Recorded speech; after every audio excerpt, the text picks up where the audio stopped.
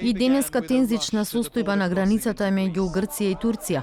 Повеќе стотини бегалци и мигранти собрани на турската страна од веќе затворената граница со Грција со разни предмети ја нападнале грчката полиција во обид нелегално да влезат во земјата.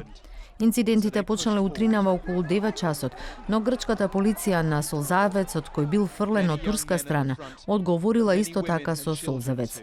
Во интервју за телевизијата Мега, поранешниот премиер Алексис Ципрас целосно ја поддржува одлуката на владата за затворање на границата со Турција.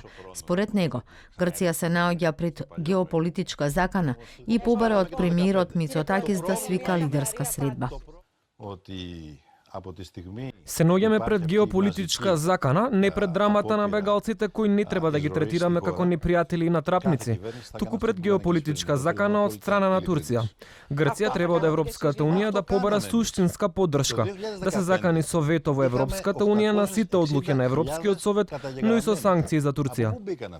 Така Ангела Меркел оценува дека турскиот председател Реджеп Тајип Ердоган и неговата влада го изразуваат нивното незадоволство не кон Европската унија, туку преку грбот на бегалците, нагласувајќи дека унијата досега целосно го испочитувала договорот од 2016 година.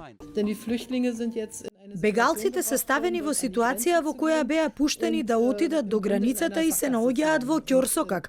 Политиката на Европската унија се состои во тоа да се склучуваат договори меѓу државите за бегалците да не се ставаат во тешка позиција.